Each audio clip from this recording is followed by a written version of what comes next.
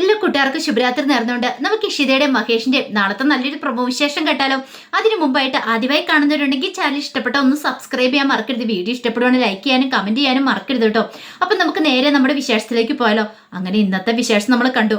അവസാനം മഹേഷിനെ തള്ളിക്കളഞ്ഞിട്ട് ആദ്യം രചനയും കൂടെ അങ്ങോട്ട് കയറി പോവാണ്. കാരണം മഹേഷ് ആദ്യയുടെ രചനയുടെ കാറിനകത്താണ് സ്കൂളിലേക്ക് വന്നത്. പക്ഷെ പോകുന്ന സമയത്ത് തന്റെ കാറിൻ്റെ അടുത്തൊന്ന് ഡ്രോപ്പ് ചെയ്യാൻ പറഞ്ഞിട്ട് സ്ഥലമില്ല എന്ന് പറഞ്ഞ് ആദ്യം അങ്ങോട്ട് പോയി കഴിഞ്ഞപ്പോഴത്തേനും മഹേഷിന് ഭയങ്കര സങ്കടമായിപ്പോയി. എന്നാലും കാര്യം കാണുന്നോടം വരെ താൻ കുഴപ്പമില്ലായിരുന്നു, തന്നെ വിനിയോഗിച്ചു. അതിനുശേഷം തന്നെ ഒരു കറിവേലപ്പോലെ പോലെ തള്ളിക്കളഞ്ഞല്ലോ എന്നൊക്കെ ഓർത്ത് വിഷമിച്ചിരിക്കുന്ന സമയത്ത് അങ്ങോട്ടേക്ക് ഇഷിത വരുവാണ്.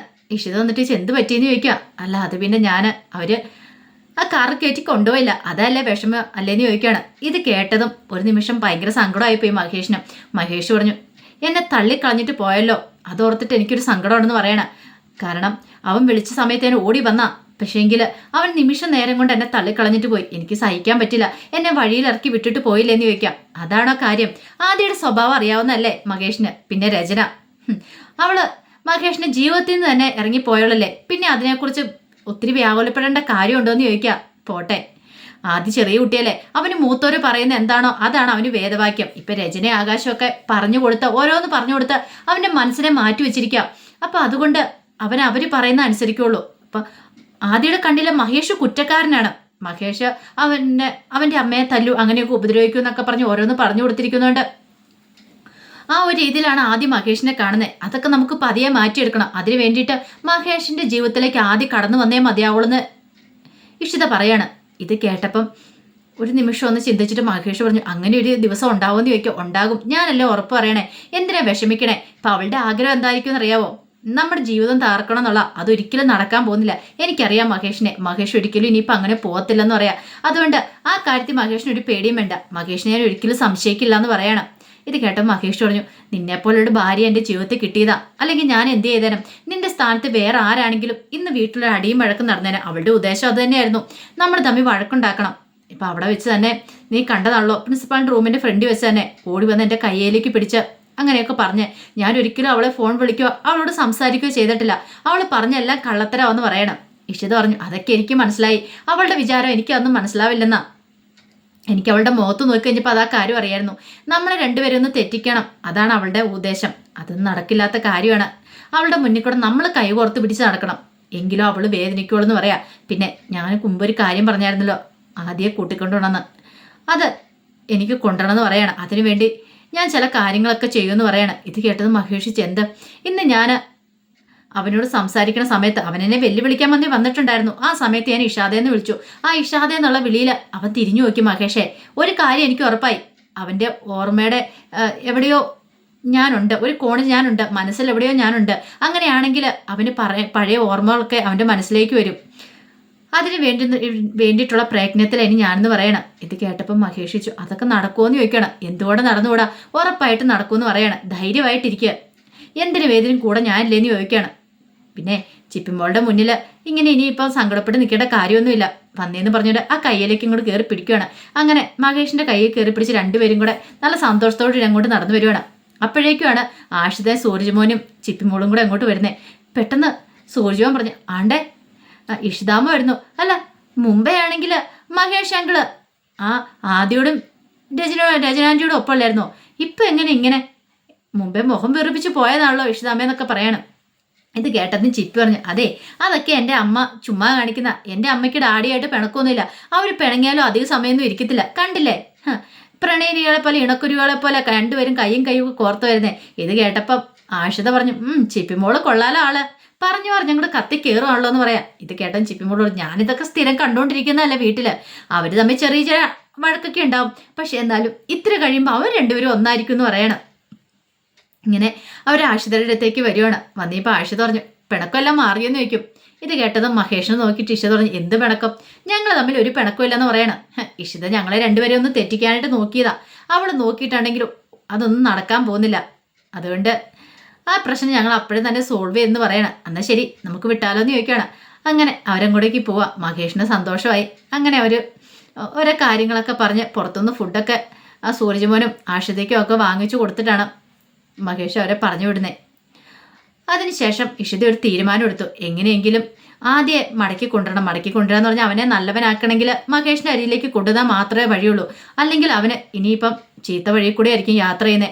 ആകാശിന്റെ അച്ഛനെ നല്ല കാര്യങ്ങളൊന്നും ഒരിക്കലും പറഞ്ഞു കൊടുക്കില്ല. അവന്റെ ഡാഡിക്കെതിരെ നീങ്ങാനായിട്ട് എന്ത് കാര്യവും അവർ ചെയ്യും.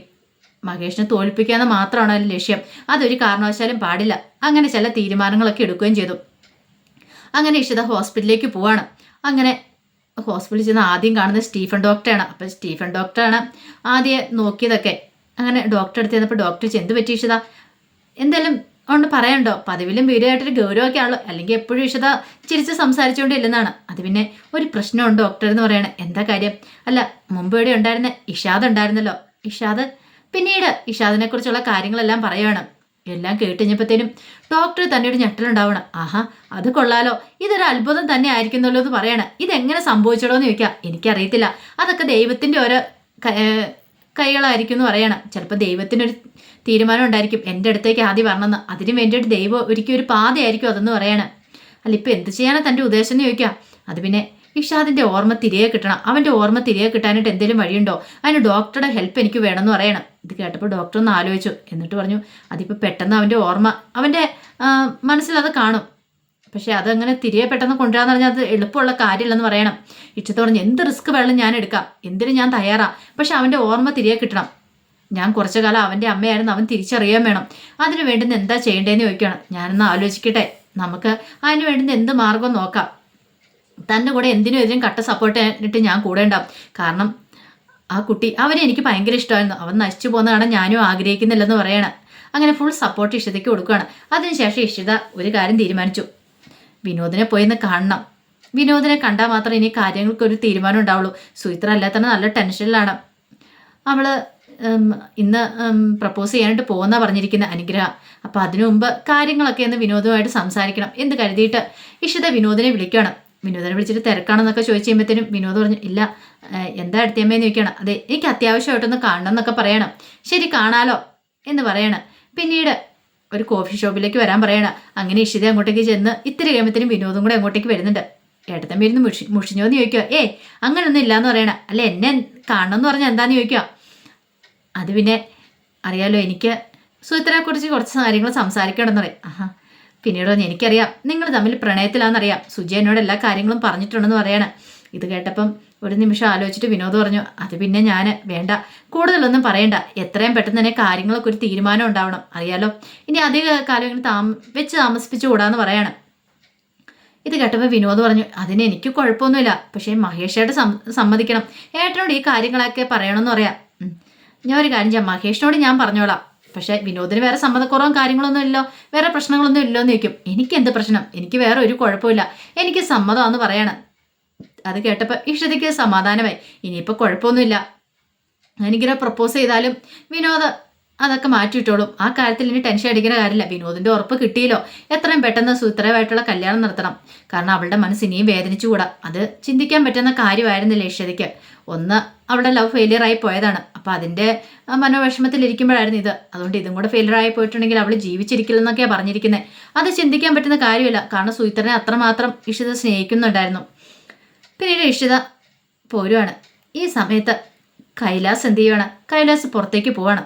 കൈലാസ് പുറത്തിറങ്ങി ഇറങ്ങുന്ന സമയത്ത് മഞ്ജുമ വന്നിട്ട്, അല്ല കൈലാസേട്ടൻ എങ്ങോട്ടാന്ന് ചോദിക്കുക. അതെ, എനിക്ക് 1-2 പേരെ കാണാനുണ്ട് എന്നും പറഞ്ഞുകൊണ്ട് കൈലാസ് അങ്ങോട്ടേക്ക് ഇറങ്ങി പോവാണ്. അങ്ങനെ കൈലാസ് ടൗണിലേക്ക് വന്ന് ഇങ്ങോട്ട് നീങ്ങുന്ന സമയത്താണ് ഒരു സ്ത്രീ അങ്ങോട്ടേക്ക് വരുന്നത്. അവർ കൈലാസിനെ നോക്കുന്നുണ്ട്. ഒരു പക്ഷേ ഇനിയിപ്പോൾ കൈലാസിൻ്റെ നാടകമാണ് ഈ 10-40 ലക്ഷം രൂപ പോയെന്ന് അറിയത്തില്ല. അവനിനിയിപ്പോൾ മഞ്ജുമേനെ എല്ലാവരും പറ്റിച്ചുകൊണ്ട് പൈസ അടിച്ചു മാറ്റാണെന്നും അറിയത്തില്ല. അതോ ഇനിയിപ്പോൾ അവൻ്റെ കയ്യിൽ നിന്ന് വേറെ ഏതെങ്കിലും രീതിയിൽ പണം നഷ്ടപ്പെട്ടാണെന്ന് അറിയത്തില്ല. അവൻ പറഞ്ഞിരിക്കുന്ന ബിസിനസ് നടത്തി പൊളിഞ്ഞു പോയെന്നാണ് പറഞ്ഞിരിക്കുന്നത്. പക്ഷെ അതൊന്നും അല്ല കാര്യം. അതിൻ്റെ പിന്നിൽ എന്തോ ഒരു രഹസ്യമുണ്ട്. കൈലാസ് എന്തൊക്കെയോ ഒളിപ്പിക്കുന്നുണ്ട്. കാരണം ഇനിയിപ്പം നോക്കിയിട്ട് മഹേഷിൻ്റെ ഇന്ന് പൈസ വാങ്ങണം. 1-2 ലക്ഷം രൂപ. അപ്പോൾ അതിനു വേണ്ടിയുള്ള നീക്കത്തിലാണ്. അപ്പോൾ അതിൻ്റെ വിശേഷങ്ങളൊക്കെയാണ് നാളെ കാണാൻ പോകുന്നത്. ആ വിശേഷങ്ങളൊക്കെ നമുക്ക് എല്ലാവർക്കും കാത്തിരിക്കാം കേട്ടോ. ഒരിക്കൽ കൂടി എല്ലാവർക്കും ശുഭരാത്രി നേർന്നുകൊണ്ട് നിർത്തുന്നു. നന്ദി.